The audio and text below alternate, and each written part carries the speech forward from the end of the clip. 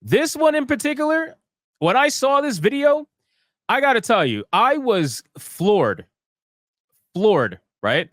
And the reason why I was floored is because this face right here says it all.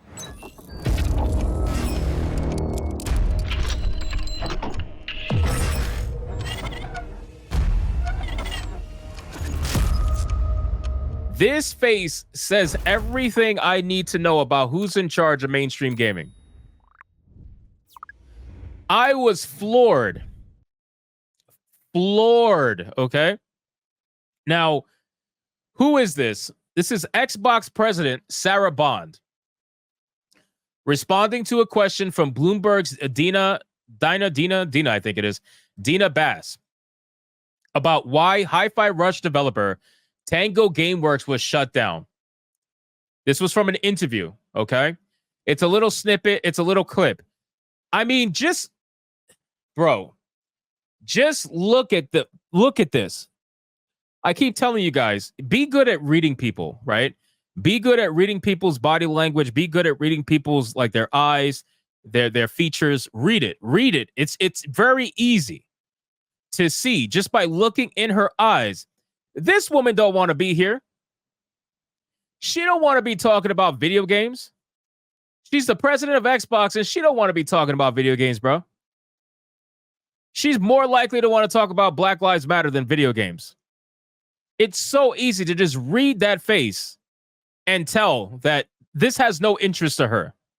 And then when you actually hear the response, it gets worse. Somehow, some way, it gets worse with the response.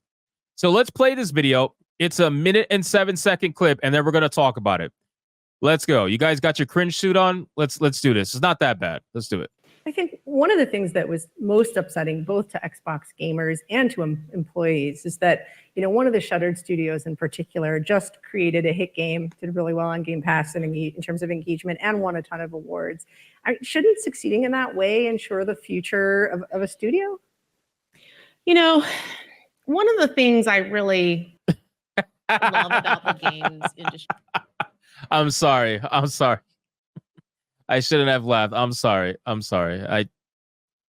That initial response, she was like, well, it's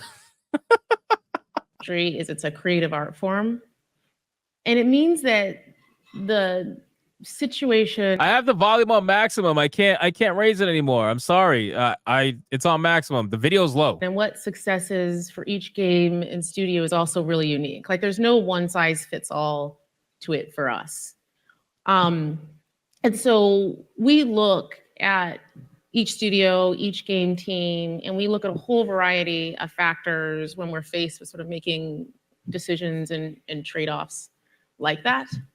But it all comes back to our long-term commitment to the games we create, the devices we build, the services, and ensuring that we're setting ourselves up to be able to deliver on those promises. Bro, she said nothing. This woman said nothing. Literally nothing. She spun it around more than politicians do. What did she say? She said nothing. Bro, let's dive a little bit into this, okay? So, first off, well, it sucks that you asked me that because I really don't know. That's really the answer we're going for. But no, okay, let's be serious. Come on, stop the shit. Stop it, Hypnotic, stop it. This woman doesn't know what she's talking about. And it goes to show the overall executive leadership that is at Xbox, right? If this is your Xbox president, and this was her answer to the fans as to why they shut down a beloved studio, bro, you got a lot of work to do. You got a lot of work to do, man. Tango Gameworks was one of those studios that supposedly, in my opinion anyway, it fits exactly what Xbox is looking for. So Xbox came out, I think it was Phil Spencer. He came out and he said, we're looking for games that are smaller in nature, critical successes, and are basically award winners. And when I read that statement, I was like, didn't you just have that? Didn't you literally just have what you were asking for? You were asking for a smaller scale, award-winning, critically acclaimed, fan-beloved game. Didn't you just fucking have that with Hi-Fi Rush? Hi-Fi Rush won 5 awards. 5 awards. Now, you guys know me, man. I don't give a fuck about game awards because all of them are bought and paid for.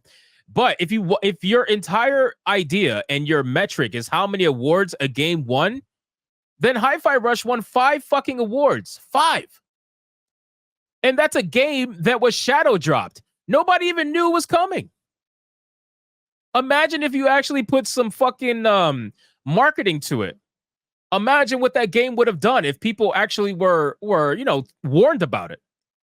But it was shadow dropped and it still won awards and it still was beloved by fans. I streamed it. It was great. It was a great game.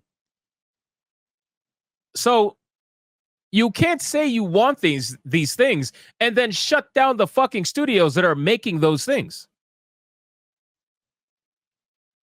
And then again, she gives you this entire nothing burger. She says, "Oh, well, every game and every studio, we judge on a case by case basis, and there's not a one stop metric of success." Really? I wonder, would you have shut down the game studio if Hi-Fi Rush featured a black character as a main? I wonder. Genuine question. Would you have shut down Tango Gameworks if they featured black characters as main characters in their video games? If the main character was black in Evil Within, and if the main character was black in Hi-Fi Rush, would you have done it? Or would that be considered a metric of success that you would not be willing to let go? And you can't exactly blame me, right? You can't say, "Oh, Hypnotic, that's a reach." You can't do that. You know why? Because they themselves put that out there. They themselves put out there how important it is, diversity, equity, and inclusion. So I feel like it's a good question to ask. Was this game closed down because it wasn't diverse enough? And it was so successful by not being diverse, it was just a good fucking game? At least not the main character anyway. They had a diverse cast in that game. It was pretty cool. But just makes you wonder, right? I feel like I have a right to ask that. So let's listen to what else she had to say really quick. Let's talk about it. I really love about the games industry is you don't love shit about the games industry. You are not a gamer. None of these people in the executive branch of Microsoft are gamers. Don't try to convince me that this woman goes home and plays her Xbox, bro. Don't try to. It's not gonna work. You are not a gamer. Okay, you are not even mentally in the same realm. You're not even thinking about from the fans' perspective. This is the problem with all of these game studios. It's not just Microsoft.